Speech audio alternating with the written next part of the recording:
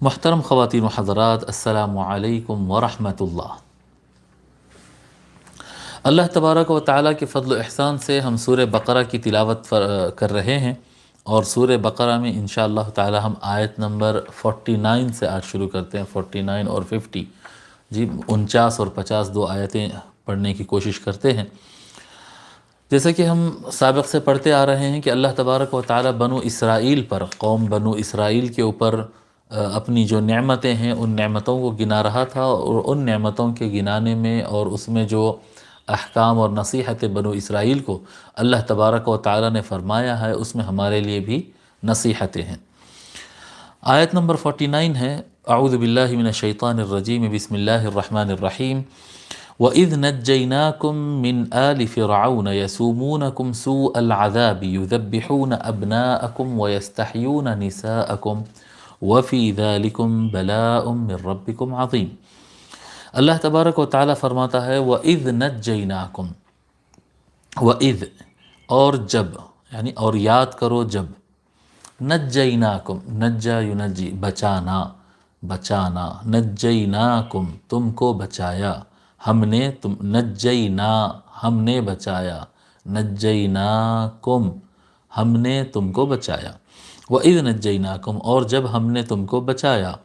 من سے، آل فرعون، آل کا لفظ جو ہے یہ، یعنی آل کا لفظ کثرت سے ہمارے پاس استعمال ہوتا ہے، اور ہم کیا کہتے ہیں، آج کئی بادشاہیں ہیں یاد دلانے کے لیے، آل فرعون بولے تو وہ یاد آیا ہو، آل سعود کہتے ہیں، آل نہیان کہتے ہیں، آل ثانی کہتے ہیں، آل صباح کہتے ہیں، تو یہ سارے خاندان ہیں۔ آل جو ہے یہ بڑے خاندانوں کے لیے استعمال ہوتا ہے، کئی معانی میں استعمال ہوتا ہے، یہ گھر کے لیے بھی استعمال ہوتا ہے، گھر کے افراد کے لیے، اور جو متبع لوگ رہتے ہیں، فالوورز رہتے ہیں، ان کے لیے بھی استعمال ہوتا ہے۔ جیسا کہ یہاں پر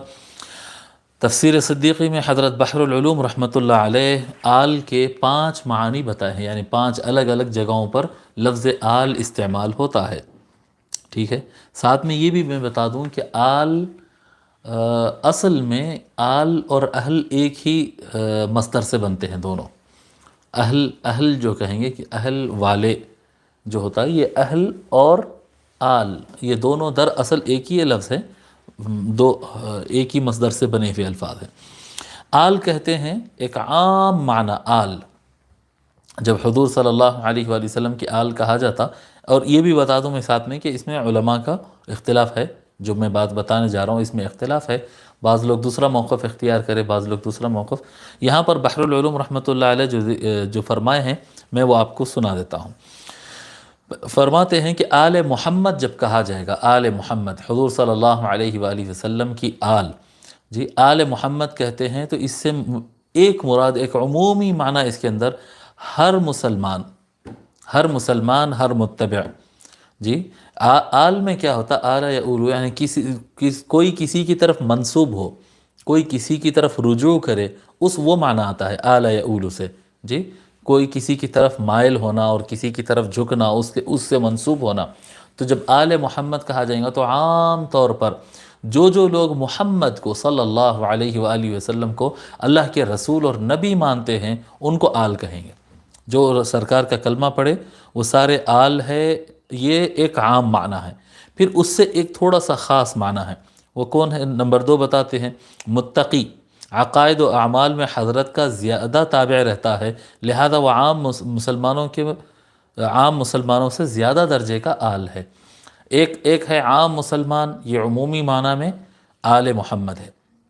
پھر ان میں جو تقوی والے اور نیک لوگ ہوتے ہیں، یہ حضور صلی اللہ علیہ وآلہ وسلم کے زیادہ فالوور رہتے ہیں، یعنی صبح و شام جو بھی کام کرتے تو وہاں پر غور کرتے کہ حضور صلی اللہ علیہ وسلم کیسا کرتے تھے، ہم کو ویسے ہی کرنا ہے۔ سرکار کی کیا سنت ہے، سرکار کی ہم کو سنت کو فالو کرنا ہے، کیا کرنے سے سرکار خوش ہوتے ہیں وہی ہم کو کرنا ہے۔ یہ حضور صلی اللہ علیہ وآلہ وسلم کی طرف ان کی دھن رہتی، ان کا تعلق حضور سے زیادہ مضبوط رہتا ہے، تو یہ اور خاص آل ہو گئے۔ ایک عام آل، ہر کلمہ پڑھنے والا مسلمان آل محمد کہلائیں، پھر ان میں خاص جو ہے وہ ان میں تھوڑا سا خاص اگر کرتے ہیں تو وہ نیک اور متقی لوگ ہوں گے۔ پھر ان سے زیادہ خاص اور اونچے معنی میں جو آل کا لفظ استعمال ہوگا، آل محمد کا صلی اللہ علیہ وآلہ وسلم کا استعمال ہوگا تو وہ ہے بنو ہاشم۔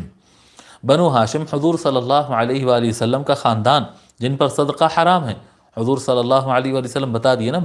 صدقہ جن پر ہم اہل بیت پر، آل محمد پر صدقات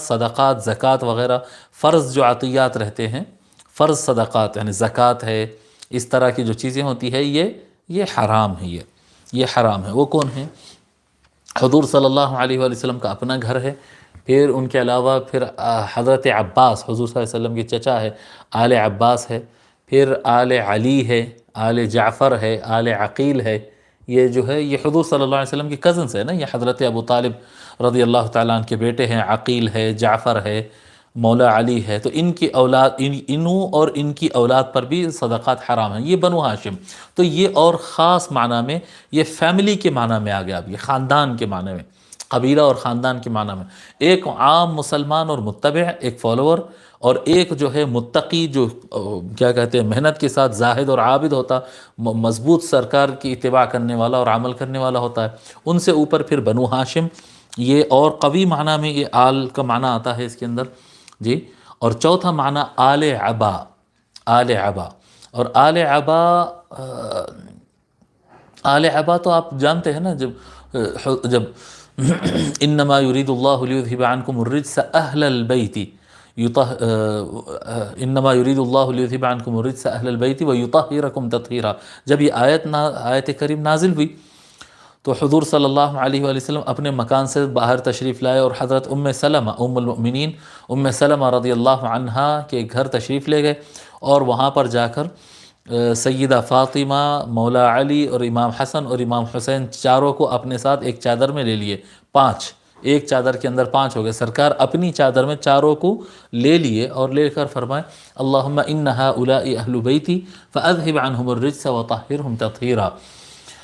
اے اللہ بے شک یہ میرے اہل بیت ہے جی۔ جب آقا صلی اللہ علیہ وآلہ وسلم ارشاد فرمائے، تو یہ جو پنجتن ہوتے ہیں، یہ پنجتن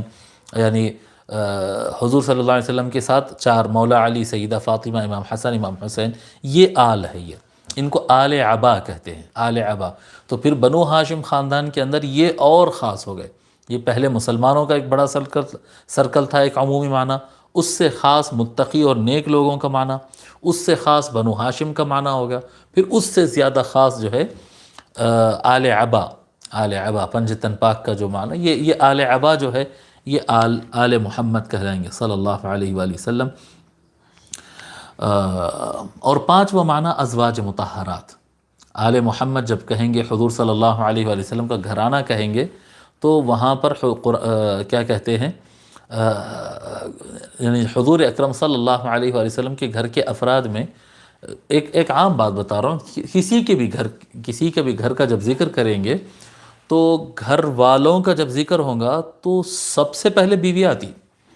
سب سے پہلے جب کسی کے گھر والے کہیں گے، کیونکہ والدین کسی کے ساتھ والدین رہتے ہیں، کسی کے ساتھ والدین نہیں رہتے، اپنے گھر میں رہتے، شادی کر کے لڑکا الگ گھر میں رہتا ہے جی۔ بچے اگر بڑے ہو جائیں تو بچوں کے اپنے گھر الگ بس جاتے ہیں، وہ الگ جگہ رہتے، لیکن بیوی کو کیا ہے، بیوی شریک حیات ہے، بیوی شریک حیات ہے، تو وہ تو گھر والی ہی ہے، وہ تو گھر والی ہی ہے، وہ کوئی الگ گھر میں رہنا اور چلے جانا کرنا یہ ایک ریئر بات ہوتی ہے، ایک خال ایسا ہوتا ہے، ورنہ جب گھر والوں کا ذکر کرے تو اس میں تو بیوی کا نام سب سے پہلے ہوتا ہے۔ تو ازواج مطہرات امہات المؤمنین، ہماری مائیں رضی اللہ عنہن، یہ بھی اہل البیت ہے اور یہ بھی آل محمد ہے جی، اہل البیت ہے یہ۔ تو یہ آل کا جو لفظ ہے یہ ان کے پر استعمال ہوتا ہے۔ اب نماز کے اندر ہم جو درود شریف پڑھتے ہیں، جب ہم نماز کے اندر درود شریف پڑھتے ہیں، اللہم صلی علی محمد وعلی آل محمد، سیدنا کا لفظ بھی کہہ سکتے ہیں، اللہم صلی علی سیدنا محمد، یا اللہم صلی علی سیدنا و مولانا محمد، اس طرح سے بھی پڑھ سکتے ہیں، لیکن اصل الفاظ تو جو سرکار سکھائے وہ اتنے ہی ہیں، زیادہ کر کے پڑھتے ہیں سیدنا اور یا سیدنا و مولانا اگر پڑھتے ہیں ساتھ میں تو جائز ہے، لیکن اصل الفاظ میں سنا رہا ہوں، اللہم صلی علی محمد وعلی آل محمد۔ یہ جو درود شریف میں، درود ابراہیم میں آل محمد جو کہتے ہیں، تو عموماً اہل سنہ والجماعہ کا موقف یہ ہے کہ اس میں وہ پنجتن پاک حضور صلی اللہ علیہ وآلہ وسلم جن کو چادر میں لیے تھے وہ 5، اور حضور صلی اللہ علیہ وآلہ وسلم کی ازواج مطہرات اور حضور صلی اللہ علیہ وآلہ وسلم کے بیٹے بیٹیاں شامل ہیں۔ یہ عام معنی ہے جو عام اہل سنہ والجماعہ لیتے ہیں، اور اکثر علماء کا یہی موقف ہے۔ جہاں تک میری اسٹڈی ہے، اکثر علماء کا یہی موقف ہے کہ حضور صلی اللہ علیہ وآلہ وسلم کے آل جو پنجتن کو حضور لیے تھے، مولا علی، سیدہ فاطمہ، امام حسن، امام حسین، حضور صلی اللہ علیہ وآلہ وسلم کی بیویاں امہات المؤمنین، اور حضور صلی اللہ علیہ وآلہ وسلم کی اولاد، یہ سب جو ہے اللہم صلی علی محمد وعلی آل محمد میں شامل ہوتے۔ اب یہ جو ہمارے شیعہ بھائی حضرات ہیں، شیعہ بھائی لوگ، یہ لوگ جو ہے اب جی، تشیع اصل میں تو ایک سیاسی موومنٹ تھا جو اہل البیت کی تائید میں تھا کہ خلافت اہل بیت کو آنا چاہیے، ایک پولیٹیکل موومنٹ تھا، یہ ایک الگ سے کوئی عقیدہ اور الگ سے فقہ کا نام نہیں تھا۔ لیکن زمانے کے گزرنے کے ساتھ ساتھ جو ہے یہ لوگ اپنے عقائد میں بھی کافی اضافہ اور کمی کیے، اور کیا کہتے ہیں، اپنے فقہ میں بھی کافی الگ کر لیے، اور بالکل الگ تھلگ رہنے لگے۔ یہ ٹھیک نہیں ہے، یہ دشمنوں نے ان کے خلاف سازش کی اور یہ سازش کا شکار ہو گئے۔ مسلمانوں سے شیعہ لوگوں کو الگ کرنے کے اوپر کے پولیٹیشنز، اموی لوگ، اور یہ جو افراد تھے نا اموی لوگ، ان کا پروگرام ہی یہ تھا کہ کچھ کر کے ان کو جذبات میں لا کر ان کو اس طرح سے الگ کر دینا ہے، تو وہ لوگ ان کو الگ کرنے کی سازش پوری کرے۔ اور یہ حضرات بھی جو ہے، یعنی ابتدا کے لوگ تو بہت اچھے لوگ گزرے ہیں، لیکن بعد میں آنے والے لوگ جو ہے علم کم اور جوش زیادہ، اور یہ کم علمی اور زیادہ جوش، ضرورت سے زیادہ جوش میں پھر جو ہے صحابہ کرام رضی اللہ عنہم کے خلاف زبان درازی کرنا، اور ہے سو نہیں سو، صحیح غلط، خلفائے راشدین پر الزام لگا دینا، امہات المؤمنین کی معاذ اللہ عزت نہیں کرنا۔ تصور کر سکتے ہیں کہ کوئی آدمی حضور سے محبت اور حضور سے تعلق کا دعویٰ بھی کر رہا اور حضور صلی اللہ علیہ وسلم کی بیوی کی عزت نہیں کر رہا؟ ایسا ہو سکتا ہے؟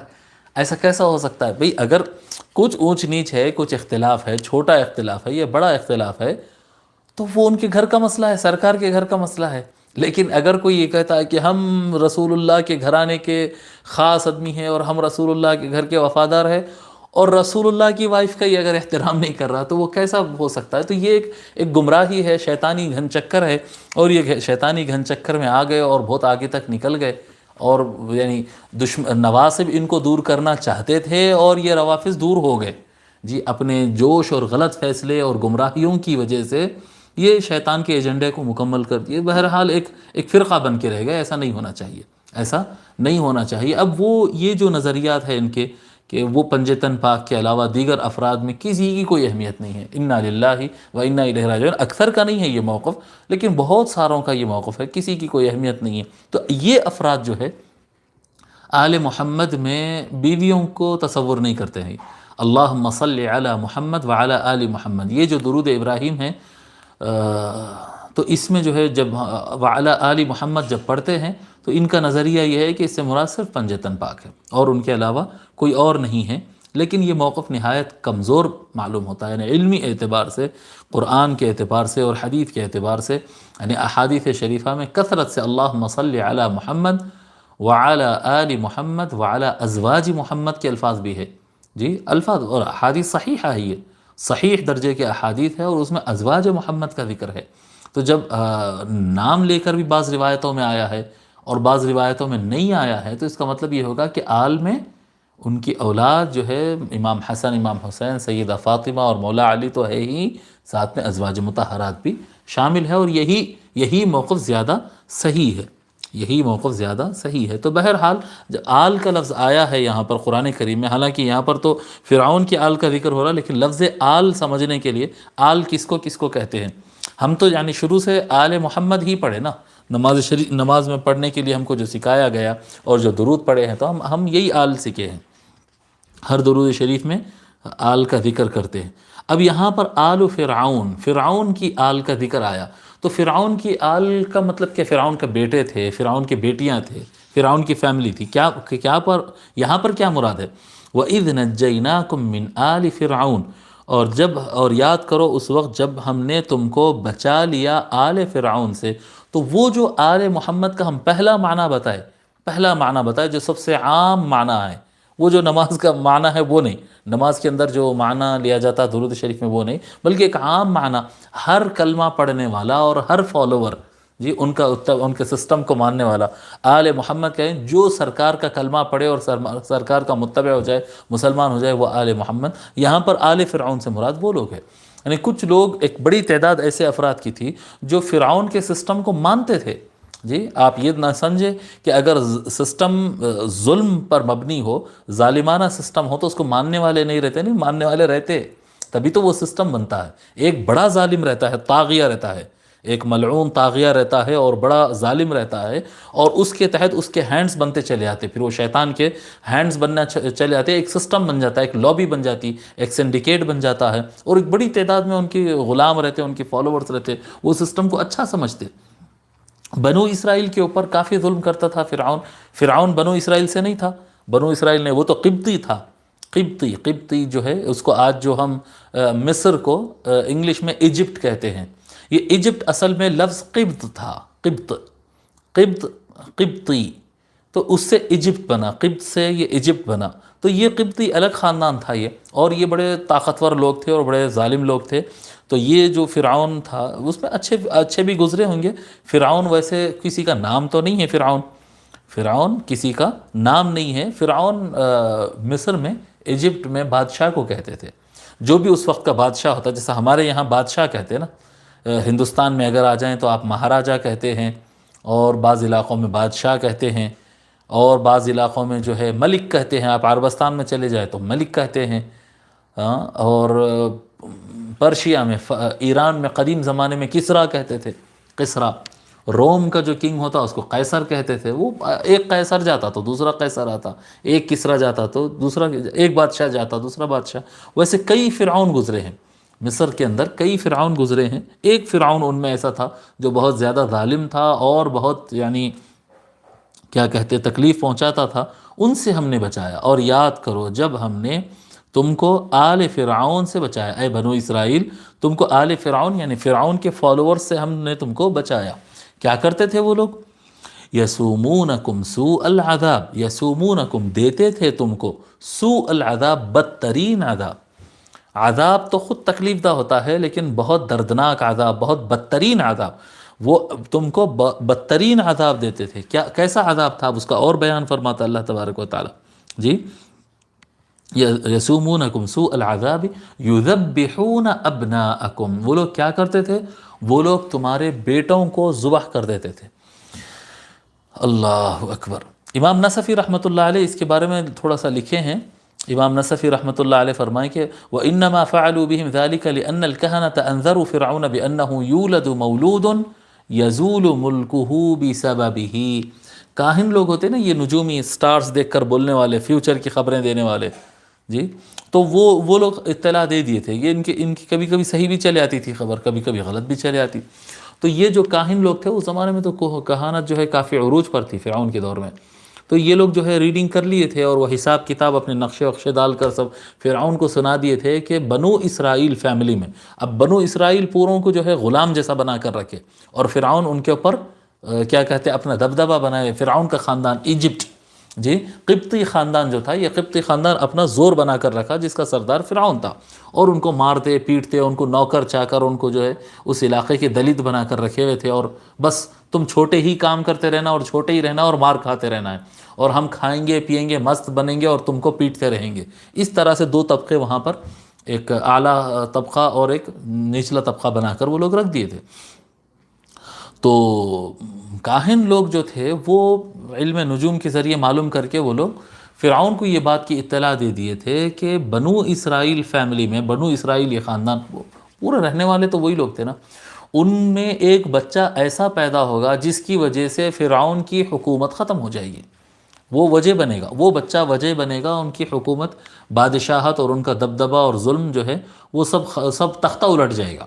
تختہ الٹ جائے گا۔ تو انہوں نے سوچا کہ بھئی اگر ایسا کوئی بچہ یہ خاندان میں پیدا ہونے والا ہے جس کی وجہ سے تختہ الٹ جائے گا،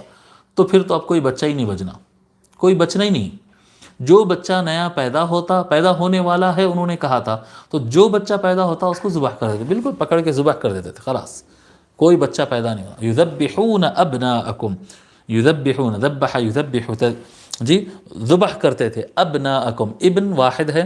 ابناء اسی جمع ہے، ابن بیٹا، ایک بیٹا، ابناء بیٹے، ابناءکم تمہارے بیٹے، یذبحون ابناءکم ویستحیون نساءکم، یستحیی جو ہے یہ معنی جو ہے استحیاء زندہ رکھنے کے لیے بھی آتا ہے اور شرم کے معنی میں بھی آتا ہے، شرم کرنا، حیا کرنا، اس کے معنی میں بھی آتا ہے۔ وَيَسْتَحْيُونَ نِسَاءَكُمْ، اور تمہارے نساء تو عورتوں کو کہتے ہیں نا، جمع زیادہ عورتوں کو کہتے ہیں، ایک کو مرأتن کہتے ہیں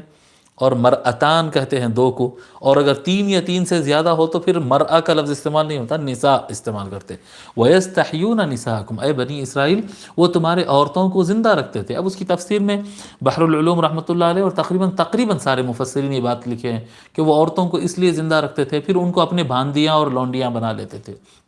اپنے خدمت گار بنانے کے لیے، اپنے سکون کے لیے، اپنے خدمت کرنے کے لیے وہ ان کے عورتوں کو رکھ لیتے۔ اب اس سے زیادہ کیا ظلم رہے گا کہ سارے مردوں کو قتل کر دیں گے اور سارے عورتوں کو باندیا بنا کے رکھ لیں گے؟ اس طرح کا بے تحاشا انہوں نے ظلم کر دیا مردوں کو، یعنی چھوٹے بچوں کو۔ جب لڑکا پیدا ہوتا ہے، بڑے آدمی تو تھے، بڑے لوگ تو تھے، لیکن جب سے وہ کاہن لوگ اطلاع دے دیے تھے اس وقت سے جو ہے یہ قتل و غارت گیری، ان کی چھوٹے بچوں کو ذبح کرنے کا سسٹم شروع ہو گیا۔ یذبحون ابناءکم ویستحیون نساءکم وفی ذالکم بلاء من ربکم عظیم، وفی اور اس میں، وفی اور اس میں، ذالکم اس میں، وفی فی تو میں ہے نا، ذالکم وہ، اور اس میں، ذالکم بلاء، بلا بڑی سخت آزمائش ہے، بلا کہتے ہیں نا، بلا آئی ہے یعنی ایک آزمائش کا ٹائم آیا ہے۔ وفی ذالکم بلاء، اور اس میں امتحان ہے، ایک بلا ہے، ایک مصیبت ہے، جی ایک امتحان ہے، من ربکم عظیم، من سے رب پروردگار، ربکم تمہارے پروردگار، وفی ذالکم بلاء من ربکم، اور اس میں یہ جو بچوں کو ذبح کر دیتا تھا فرعون اور اس کا خاندان جو ہے، آل فرعون تمہارے بچوں کو ذبح کر دیتے، تمہاری عورتوں کو خادم بنا لیتے، جی وفی ذالکم بلاء من ربکم، اس میں تمہارے پروردگار کی طرف سے تمہارا امتحان ہے۔ اور کیسا امتحان ہے؟ عظیم، بہت زبردست تگڑا امتحان ہے، سخت امتحان ہے۔ اللہ تبارک و تعالی بنو اسرائیل کو یہ سخت امتحان سے گزارا، یہ سخت امتحان سے اللہ تبارک و تعالی نے گزارا ہے۔ اب حضرت بحر العلوم رحمۃ اللہ علیہ جو ہے یہاں پر ایک تھوڑا سا آگاہ کرتے ہیں، یہ فرعونیت جو ہے آج بھی چل رہی ہے، فرعونیت آج بھی چل رہی ہے۔ وہ فرماتے ہیں کہ غور کرو آج جو ماحول میں ہم سے کیا جا رہا ہے، جب کبھی فرعونیت بڑھتی ہے تو یہ چیز ہوتی ہے۔ آج یہ جو کیا کہتے ہیں انڈسٹریز کا سسٹم بن رہا ہے، یہ جو کارپوریٹ کا سسٹم بن رہا ہے، اس میں ہو کیا رہا ہے؟ آدمی کو جو کیپٹلزم، جو اس وقت دنیا کا جو فائنینشیل سسٹم ہے وہ کیپٹلزم ہے۔ کیپٹلزم میں ہو رہا کیا؟ لوگ کو نوکر بنایا جا رہا کثرت سے۔ آپ دیکھو سرکاری ملازمتیں ختم ہوتے جاتی ہے، سرکاری ملازمتوں کی قلت رہتی ہے، اور پرائیویٹائزیشن زیادہ ہوتا ہے۔ پرائیویٹ کارپوریٹ ایک بڑی جو ہے بڑی کمپنی آتی ہے، پرائیویٹ ملٹی نیشنل کمپنی آتی، پورا یہ پیٹرولیم پہ قبضہ ہو گیا، یہ الیکٹریسٹی پہ قبضہ ہو گیا، یہ کلوتھنگ کا جو سسٹم کیا کہتے ہیں کپڑا بیچنے کا جو ہے اس کو قبضہ کر لیا، پورٹ پر قبضہ کر لیے، سمندری جو بندرگاہ ہوتے اس پر قبضہ کر لیتے، ایئرپورٹس پر گورنمنٹ ان کے حوالے کر دیتی، اور وہ لوگ ملازموں کو کم تنخواہ پر رکھتے ہیں، کم فیسلٹیز کے ساتھ رکھتے ہیں، ان کو پی ایف نہیں ملتا، ان کو وظیفہ نہیں ملتا، چھوٹی سی تنخواہ رہے گی اور اس میں بہت کام لیتے، اتنا کام لیتے کہ پھر وہ کئی کام کرنے کے لائق نہیں رہتا۔ ایک انسانی تقاضا ہے کہ 7 گھنٹے 8 گھنٹے سے زیادہ کسی سے کام لینا نہیں، لیکن 12 گھنٹے کام لیتے، 10 گھنٹے کی تو ویسے ہی جاب رکھتے ہیں، 2 گھنٹے اوپر اگر کر لو تو اچھا ہے، پھر وہ اپنے باس کو مناتے رہو، پھر یہ کرتے رہو۔ تو ایک آدمی کو سمجھے ان سمجھے، جی ارادی غیر ارادی طور پر اس کو غلام جیسا بنا لیتے ہیں۔ اور دوسرا رخ اگر آپ پلٹ کر دیکھیں گے، دوسرا رخ، تو عورت آج کے زمانے میں یہ جو کارپوریٹ سیکٹ ہے اور یہ جو سسٹم جو آ رہا ہے، عورت کو اتنا عزت دی جا رہی، جتنا وہ اپنے کپڑے اتارے گی اتنا اس کو عزت دی جائے گی، جتنا وہ اپنے کپڑے اتارے گی اتنا زیادہ اس کو جو ہے کیا کہتے ہیں پیسہ دیا جائے گا۔ تو یہ ایک طریقے سے، یعنی یہ ہم غور نہیں کرتے، یہ ایک آہستہ آہستہ آہستہ وہ جو فرعونی جو عمل تھا وہ فرعونی عمل کی طرف لے جاتے، فرعونی عمل کی طرف لے جاتے کہ یہ سارے مردوں کو غلام بنا رہے ہیں، غلام بنا رہے ہیں، اور نوکر بس اسی میں گھسے جانا ہے، تم اس سے آگے نکل نہیں سکتے۔ اور وہ عورت یعنی قابل ہے، اور وہ عورت قابل تعریف ہے، اور وہ عورت اچھی ہے جو آپ کے آنکھوں کے لیے حسن کا سامان کرے اور آپ کا دل لبھائے اور آپ کی دل لگی کرے اور آپ کا ٹائم رنگین کرے. جو جتنا زیادہ بے حیا ہوگی، جتنا زیادہ ناچے گی ٹھمکے گی، اتنا زیادہ اس کی عزت کرنا. تو یہ جو ہے وَيَسْتَحْيُونَ نِسَاءَكُمْ جو معاملات تھا، یہ جو ہے یہ کارپوریٹ جو سسٹم ہے اس کے اندر جو ہے فرعونیت آ رہی ہے، اور یہ ہو رہا ہے اور ہم سوچ نہیں رہے ہیں. ہم کو یہ غلامی کا پٹا گلے سے نکالنا چاہیے اور اپنی گھر کی اور اپنی عورتوں کی اور اپنے بچوں کی اور اپنے یہ عزت کو سنبھالنا چاہیے. ایک آدمی کو آزاد رہنا چاہیے، آزاد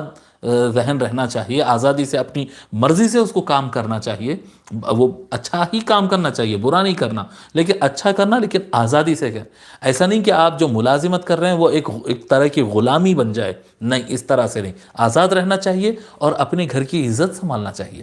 اپنے گھر کی عزت سنبھالنا چاہیے. آہستہ آہستہ ان کے بہکاوے میں نہیں آنا چاہیے.